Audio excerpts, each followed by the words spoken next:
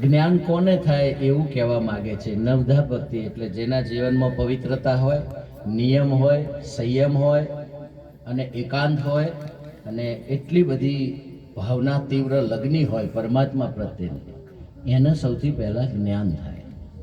સદગુરુ સંત મળે, જ્ઞાન થાય. જ્ઞાન ડાયરેક્ટ હાથે નહીં થતું, પહેલા તમારા જીવનમાં સદગુરુ સંત આવે. કોઈ પણ જ્ઞાન તમને ગુરુ વગર થતું નથી. રામ, કૃષ્ણ, જનક ને સુખદેવ બધાને ગુરુની જરૂર. કોઈ ગુરુ વગર કોઈ તર્યા નથી. એ બીજા સ્કંદ ત્રીજા સ્કંદનો મહિમા બતાવે છે કે પરીક્ષિતને કાળના મુખમાં તો ખબર છે, ખબર પડી કે હું મૃત્યુના મુખમાં છું, પણ આમાંથી છૂટવા માટે એને ગુરુચરણ છે કે છે કોઈ એવા સત્પુરુષ કે મને આ કાળના મુખમાંથી બતાવે.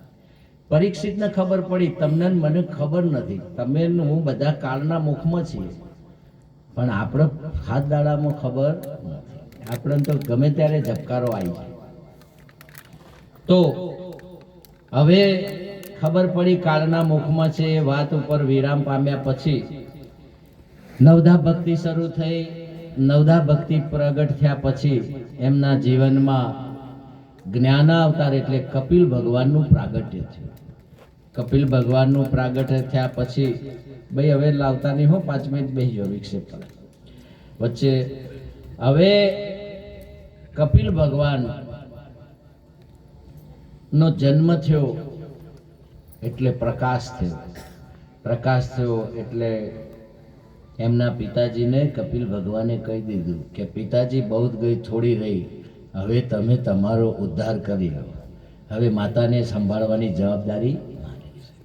જો આપણે દેવહૂતિ અને કદમ ઋષિ જેવું જીવન જીવીને જો આપણે સંતાન પ્રાપ્તિ કરીએ ને તો એ સંતાન તમને મોક્ષ આપે ને. પણ આપણે સંયમ ના રાખીએ અને પવિત્રતા ના રાખીએ, નિયમ ધર્મ ના રાખીએ અને સંતાન પ્રાપ્ત થાય તો ધુંધુકારી જેવા પ્રાપ્ત થાય. પ્રથમ કથામાં આવી હતું પાપી, દુરાચારી પાપી કે જે તમને રડાવે છે. સંતાન જો મોક્ષ આપે છે, સુખ આપે છે કે રડાવે છે, એ સંતાનનો વખ છે કે આપણો છે? બોલો જ ખરા. હા, કેમ કે ધ્યેય ચોખ્ખું નથી. અહીંયા કપિલ અને દેવહૂતિનું ધ્યેય સ્પષ્ટ છે કે આપણે ગ્રસ્થાશ્રમ કેવલ ને કેવલ પરમાત્માની પ્રાપ્તિ માટે કરીએ છીએ. આજ સુધી 2 હાથે ધર્મ થતો તો હવે 2 જણા મળીને 4 હાથે ધર્મ.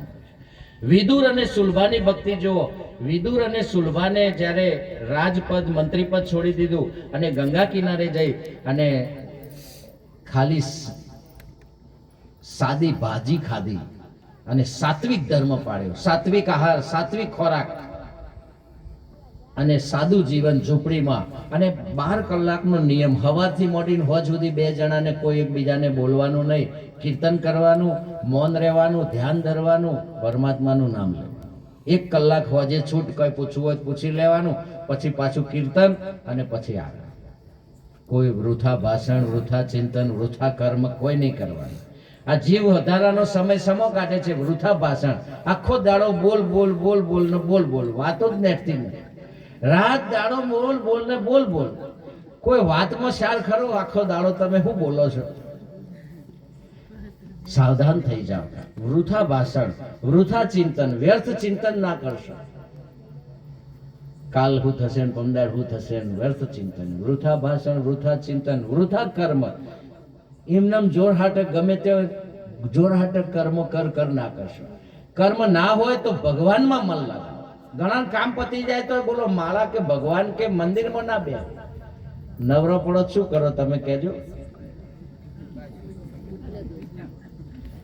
હરવા ફરવામાં બધું ખોયું, આ મોઘું જીવન વાતોમાં ખોયું, વાતોમાં બધું ખોયું, આ મોઘું જીવન. તમને દેવત્વ પ્રગટ કરવા ખરેખર આ તો તમે ભૂલી ગયા છો કે તમે એને દીધેલા કોલ તમે ભૂલી ગયા. મોહ માયા ને મમતામાં ઘેલા બન્યા, ચેતો શું ભૂલ્યા છો. ખરેખર આ પરમાત્માએ તમને ભગવાન ભજવા માટે જ અવતાર આવ્યો. કેવલ ને કેવલ તમારું કલ્યાણ થાય એવું 84 લાખ યોનિમાં કેવલ મનુષ્ય મારી પ્રાપ્તિ કરી શકે એવું લખ્યું છે. કેવલ મનુષ્ય મને પ્રાપ્ત કરી શકે, બીજો કોઈના માટે યોગ નથી. એને દીધેલા કોલ તમે ભૂલી ગયા, મોહ માયા ને મમતામાં. હવે તો તમે ભગવાનના છેલ્લે કરી દીધા. પહેલું કામ પતાવવાનું, પછી કર્મનું ફળ આવે ભોગવવાનું. કર્મ કરવાનું, ફળ ભોગવવાનું, ખાઈ પીને ઊંઘીને જો નવરાશ મળે તો ભગવાનનું નામ લેવાનું, એ છેલ્લે ભગવાન કરતા. આમ તો અવસર શેના માટે માગે? તો પરમાત્માનું ભજન કરવાનું. નવરાશ પડે તો કામ કરવાનું, કામ કર્યા પછી ધર્મ કરવાનું. બધું ધર્મ. પહેલો ધર્મ 4 પુરુષાર્થ જે શાસ્ત્રોમાં આપ્યા છે, આ 3જા સ્કંદમાં 4 પુરુષાર્થ આપ્યા છે. પહેલો ધર્મ, અર્થ, કામ અને મોક્ષ. છેલ્લે મોક્ષ મળવો જોઈએ. ધર્મથી શરૂ કરો અને મોક્ષ સુધી પ્રાપ્તિ કરો. પહેલો ધર્મ કરો. ધર્મ પત્યા પછી અર્થ, એટલે જરૂરિયાત પૂરતું શરીરને નિભાવવા માટે જે પુરુષાર્થ કરવો હોય, કામ કરો, ધંધો કરો. ધર્મ, અર્થ અને કામ. પછી શરીરની મર્યાદા અને ધર્મની મર્યાદા રાખીને કામ સુખને ભોગવો. ખાવા પીવા ભોગવવાની ના નથી, પણ તમને હેરાન થાવ, પીલાવ અને મૂર્છિત થઈ જાવ એવું ના કરો.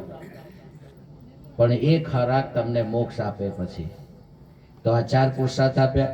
કપિલ ભગવાનનું પ્રાગટ્ય થયું એટલે પિતાને મોક્ષ આપ્યો. પિતાને કીધું, પિતા હવે તમારું કલ્યાણ કરો, જાઓ, તમને મુક્તિ. હવે તમારી માની ચિંતા. માને હવે એ તો પોતે જ્ઞાના અવતાર હતા, સ્વયં અવતારી પુરુષ હતા. એટલે એન કેન પ્રકારે નાનપણથી માને ભેગા કરીને પાછા બેહાડીનું કે ખબર છે, માં સંસારે માયા છે, આગળ નહીં જવાનું, માયા દુઃખરૂપ છે. માતા, આ જીવન આપણને પરમાત્માની પ્રાપ્તિ કરવા મળે છે, આ જીવનું કલ્યાણ કરવા માટે મળે છે. માં શું કે ખબર છે? આ આવડો નેનો હન હજુ મને જ્ઞાન શીખવાડે છે.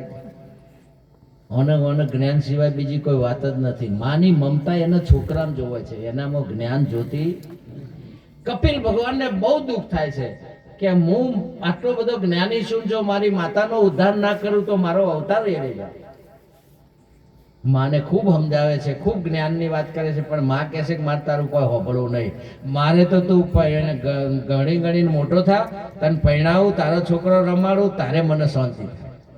કપિલ કે મારે આ બધું કરવાનું નથી માં, હું તો મારું કલ્યાણ અને તારો ઉદ્ધાર કરવા આવ્યો છું. પણ માં શું કહે છે કે તો નેનો છે એટલે આવી વાતો કરે, એને હજુ બાળપણ છે, પણ એને બેને એકતા નથી દીધી. કપિલ એવું કહે છે કે હવે મારે વધારે ભણવા જવું છે. એમ કરીને કપિલ મુનિ ઘર છોડીને બહાર જાય છે અને ભણવા જવાના બહાનું કરી અને 10-12 વર્ષે સુધી ઘેર આવતા નથી. અને પાછા આવી અને એકદમ એકવાર એમની ગેરહાજરીમાં એક સાધુ આવે છે, દાઢી વધારેલી, જટા વધારેલી, ભિક્ષાંદે મૈયા. એટલે માતા તો ધાર્મિક હતા, એમને ભિક્ષા આપી, આસન આપ્યું, પ્રસાદ આપ્યો. પછી કે માતા, तुम्हारे बारे में मैं सब बता सकता हूँ, तुम्हारी सारी रेखा है कि तुम्हारे पति का नाम ये है कि हाँ है कि बापू तो त्रिकाल का नहीं लगे. माता तुम्हारा एक पुत्र भी है, उसका नाम कपिल है कि हाँ. આ તો માતાને તો બહુ વિશ્વાસ થઈ ગયો કે આ તો કોઈ જ્ઞાની પુરુષ લાગે છે, મારું બધું જ જાણે છે. પછી આની શ્રદ્ધા થઈ માતાની કે આ કોઈ જ્ઞાની સાધુ સંત લાગે છે. પછી કે માતા, तुम्हारा कल्याण करने हम आए हैं और तुम्हारा उद्धार करने आए हैं. आज तुम्हारा ब्रह्म ज्ञान प्राप्त होगी, ऐसा होगा, हम कहे ऐसा तुमको करना पड़ेगा. કે બાપુ તમે જમ કહેશો. પછી બાપુએ કીધું એમ મંડપ રોપાણા, જે નિયમ ધર્મ થતો તો એ પ્રમાણે આસન થયું, બ્રહ્મ વિદ્યાની પ્રાપ્તિ થઈ, બ્રહ્મ જ્ઞાન થયું. બ્રહ્મ જ્ઞાન પ્રાપ્ત થયું, આત્મા પરમાત્માની ઓળખાણ થઈ. માતાએ ઘણા પ્રશ્નો પૂછ્યા કે બાપુ આટલા સમય, એને કપિલ ગીતા કહેવાય છે કે સાચો આનંદ કોને કહેવાય, સાચો આનંદ ક્યાં હોય, પરમાત્મા કઈ રીતે પ્રાપ્ત થાય, સાચું સુખ કયું કહેવાય. મેં આટલું જિંદગીભર સુખ ભોગવ્યું તોય હજુ મારે તૃપ્તિ થતી નથી, હજુ એ મારી ઈચ્છાઓ અંત આવતો નથી. આ વાસનાઓનો અંત કઈ રીતે આવે? એક ને એક વસ્તુ વારંવાર ભોગવીએ છીએ છતાંય તૃપ્તિ થતી નથી. જીવોના કલ્યાણ માટે અનેક પ્રશ્નો પૂછ્યા અને એ કપિલ ગીતા કહેવાય છે. સમય મળે તો વાંચો. અને એક એક પ્રશ્નનો સચોટ જવાબ કપિલ મુનિ આપે છે અને માતાનો ઉદ્ધાર થયો. પછી માતાએ શું કીધું ખબર છે? મારો કપલો કે બાપુ આ તમે કહો છો ને બધું કહેતો હતો પણ હું મોનથી મારો કપલો છે ને બધું મને આવું જ કહેતો હતો અને સાચું કહેતો હતો પણ હું માનતી. પછી મોક્ષ થયો, સદગતિ પામ્યા. પછી એ સાધુએ શું કર્યું? જટા ઉતારી, દાઢી કાઢી કે આ તો કપલો છે કે માતા હું એ જ કપલો છું પણ તું મારી વાત માનતી નથી એટલે હું બહાર જઈને આ દાઢી વધારીને તારો ઉદ્ધાર કરવા આવ્યો સાહેબ. આવો પુત્ર કહેવાય. આવા 3 પુત્રો કે છે, એક સપૂત, એક કપૂત અને એક પૂત. 3 પ્રકારના પુત્રો શાસ્ત્રોમાં આપ્યા છે. એક સપૂત પાકે, એક કપૂત પાકે અને એક પૂત પાકે. એક પૂત પાકે એટલે તમે કોણ એટલું કરે, પાણી માગો તો આપે, તમે કહો એ બધું કરે, હાથે કોઈ હુજે નહીં, આ સમજવાનું પૂત. અને એક કપૂત હોય કે કયો તોય ના કરે, તમારું કોઈ મોને નહીં, એનું ધાર્યું તમારી જોડે કરાવે તો સમજવાનું કે આ કપૂત છે. માનું કેવું ના મને પણ માના જોડે હજુ છેલ્લા શ્વાસ સુધી માની સેવા લે, આ બધા કપૂત કહેવાય છે. અને તમે જોજો કળિયુગમાં અત્યારે તમે તમારી સેવા આખું જગત લેતું છે પણ તમારી સેવા કરી શકતા નથી. દીકરાઓ તમે સાહેબ 22 વર્ષ એક દીકરો તમારી સેવા લીધી, તમે એને નવડાયો, દોવડાયો, ભણાયો, ખવડાયો, 22 વર્ષ તમારી સેવા એને લીધી અને ભણી ગણી નોકરી મળી, પરણાયો, પણ બોલો હવે સેવા કરવાની દોનત એનામાં ખરી? બોલો જ ખરા, આમ સાચું બોલો. ઘરડાઘર કેમ બન્યા? વૃદ્ધાશ્રમો કેમ બન્યા? વૃદ્ધાશ્રમો એના માટે છે કે જેને કોઈ સ નહીં એના માટે છે, પણ આ તો જેનો સ એ મૂકી દે છે. આ કપૂત કહેવાય સાહેબ. 22-25 વર્ષ મા બાપનું ખાધું પીધું પહેર્યું ઓઢ્યું અને હવે માતાનો ધર્મ બજાવવાનો આવ્યો એટલે હવે એનો હવે સમય નથી કે હવે નવરો નહીં પડતો, માર નવરાશ નહીં, એવું નહીં. માતૃદેવો ભવ આપણું વેદ એવું કહે છે, ઉપનિષદ પુરાણ. માતૃદેવો ભવ, પિતૃદેવો ભવ. રામચંદ્ર ભગવાને પિતાના વચન ખાતર વનવાસ મેળવ્યો. માતાની આજ્ઞામાં 5 પુત્રો પાંડવ સાહેબ માતાએ જેમ કીધું એમ ઉભા રહ્યા. આટલો બધો ધર્મ સ્થાપન કર્યો. કૃષ્ણ ભગવાન પણ આખા જગતના તારણહાર હતા અને એ કદી બંધાતા નતા, પણ માના વાત્સલ્ય આગળ દોયડીથી બંધાઈ જતા. માના વાત્સલ્ય આગળ બધી લીલાઓ કરી પણ માતાની મર્યાદાઓ રાખીને. જો અવતારી પુરુષો પણ આટલું બધું માન મર્યાદા જાળવતા તો આપણા તો અવતારી પુરુષ કેમ ના આવે સાહેબ? આપણે એવું દિવ્ય જીવન જીવીએ તો અહીંયા કપિલ મુનિને સંતોષ થાય છે. આજે સિદ્ધપુર માતૃ ગયા તીર્થ કહેવાય છે. ત્યાં અમિતાભ બચ્ચન જેવા એમની માતાનું શ્રાદ્ધ કરવા માટે આવી ગયા અને તેઓ હાલે એ વખતે આશીર્વાદ માતાએ આપી દો કે છે આ ભૂમિ ઉપર હે કપિલ તે મારો ઉદ્ધાર કર્યો છે, કપિલ અવતાર લઈને, અને મારો આશીર્વાદ છે આ ભૂમિ ઉપર કોઈ પણ શ્રદ્ધાથી નિષ્ઠાથી માતાનું કોઈ પણ કાર્ય કરશે તો એને સદગતિ મળશે. સરસ્વતી નદી કિનારે આ માતૃગયા તીર્થ છે.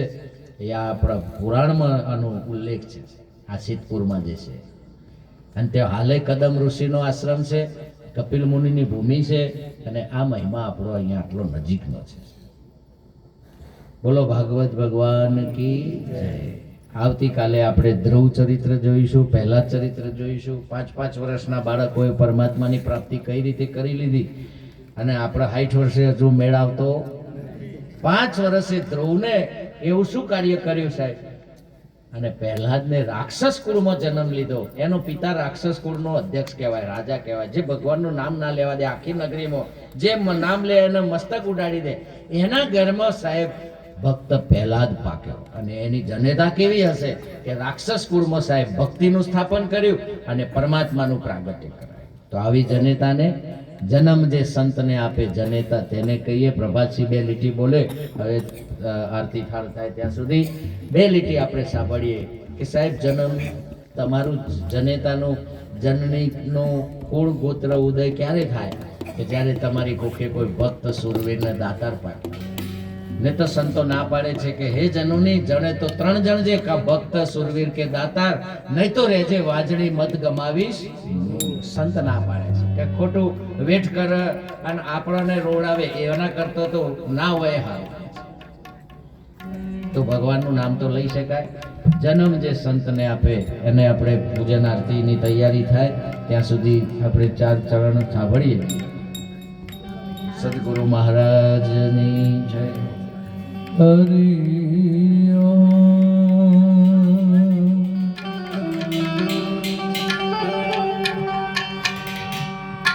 સંત બડો પરમારથી શીતલ વાકો તપત બુझावे वोरन की दे अपनो रंग जन्म जय संत ने आपे जनेता એને કહેવાય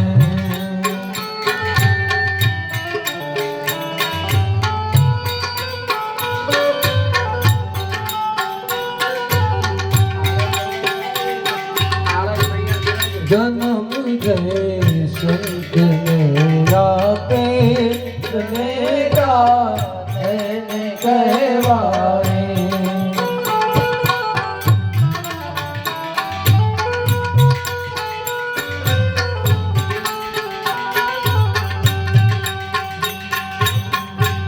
नगन में वीर के शूरा नगन में संत उपकारी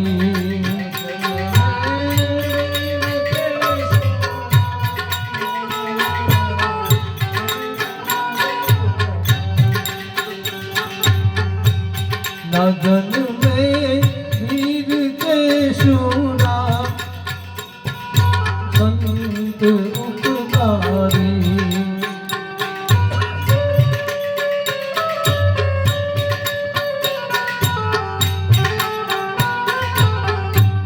नकामा ना भले जन में नकामा ना भले जन में समझवी भाजनी नारी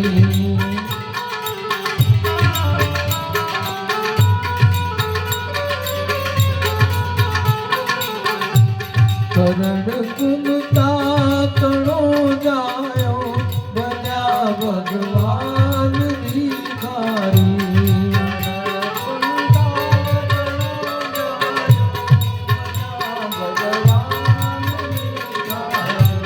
कसोटी करण की दी कसोटी करण की दी कदे कर धन्य जनकारी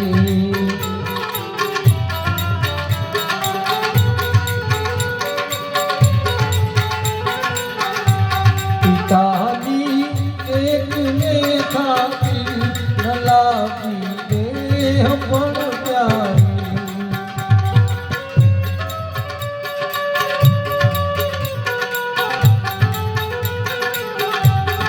धन्य बाढ़ से गईयो धन्य बाढ़ से गईयो धन्य चंद्रावती माई